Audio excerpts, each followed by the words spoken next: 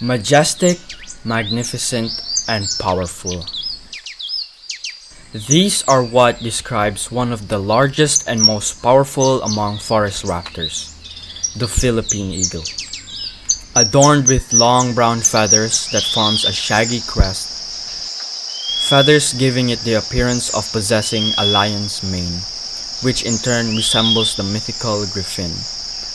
Massive bluish-gray arched beak, and two bluish eyes that are said to be sharp. The country's national bird, Pitheophaga jeffrey, also known as haribon, is the largest forest raptor in the Philippines.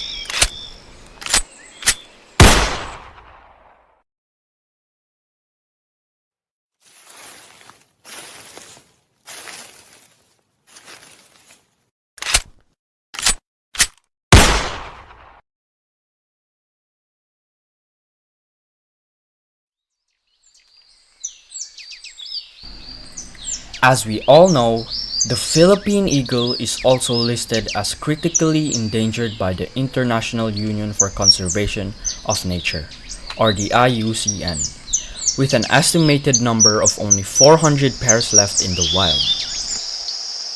Being the apex predator inside the country, and as the species on top of the food chain, the Philippine eagle has a crucial role in keeping the gentle balance of the ecosystem in check. It helps regulate species population naturally and provides an umbrella of protection to all other life forms in its territory. However, as the years went by, many of these eagles did not survive, especially when partnered with the continuous threats to its life in the past years. The numbers of its species are currently declining.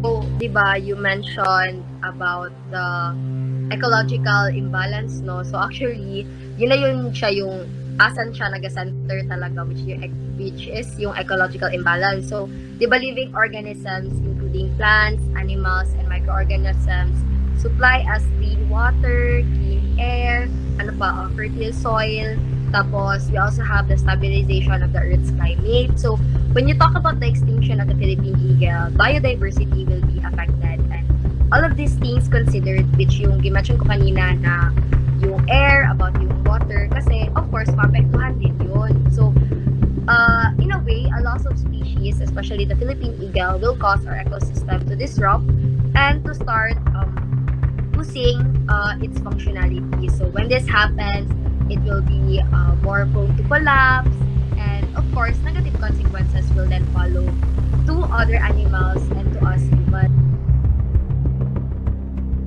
We identified two main threats to our Philippine eagle. So one is deforestation. Even with laws in place, the lack of law enforcement and implementation of these policies in certain areas still make illegal logging possible, no, unfortunately. So the Philippine eagles are forest-dwelling raptors. They rely on animals who also thrive within the rainforest ecosystem, and their safety and survival relies in these forest habitats with tall and large pterocarp trees.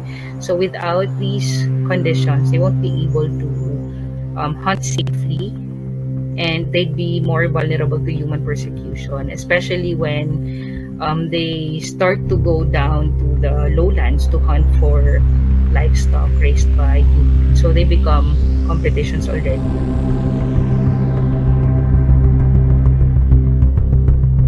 So that's under deforestation. No? So second threat would be under shooting and trapping or hunting. Apparently, human persecution is still rampant. So eagles are still shot. We really don't know the reason why they're being shot, because as far as we know, there's no known black market for the Philippine eagles. They do not have claimed medicinal value like other wildlife poaching in neighboring Asian countries, diba? Even with eagles rescued from traps and snares, we discovered na they have pellets from yung mga air guns no lodged in their wings or other parts of their body. They have long healed already, which means they had been shot a while back pa, no? Especially since the flesh has grown around the pellet already, no? Or yung parang small bullets.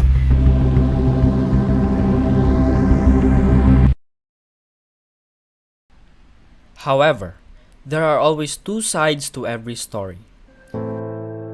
The reason why, despite the knowledge of their activity harming our environment, people choose this type of livelihood as circumstances drive them to resort to what is easy and to what helps them live in this country.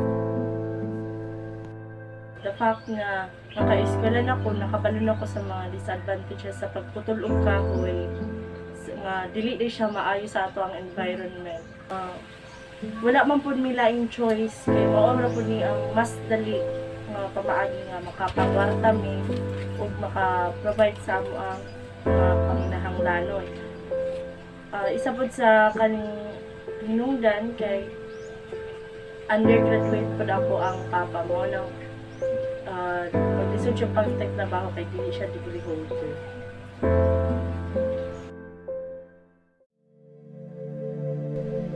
Drastic efforts and conservation of the Philippine eagle is still evident and practiced within institutions, organizations, and communities despite numerous cases of these threats alarming the Philippine eagle's plight.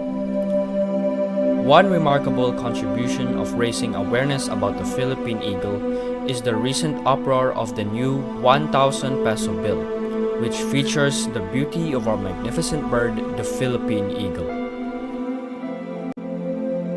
Siguro, ang gusto nako kung makita na sa mga every Filipino ng kanang Philippine Eagle sa 1,000 is they will look at it with pride nga natay yung ingon anak nga kanindot nga eagle dito lang siya sa Philippines makitaan.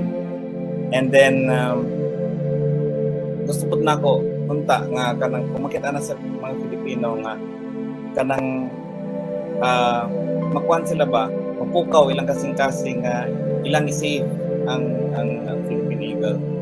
Mo nay ang purpose pud nako nga pagsulti sa ko sa BSP about it.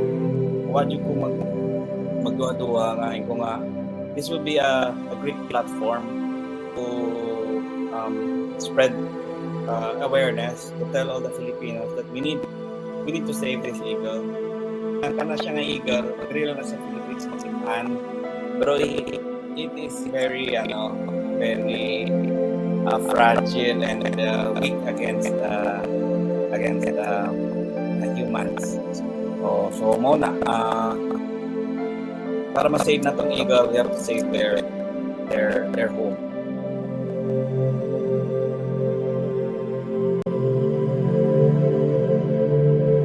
The Philippine eagle doesn't just symbolize power and strength, but the health and status of our environment as well.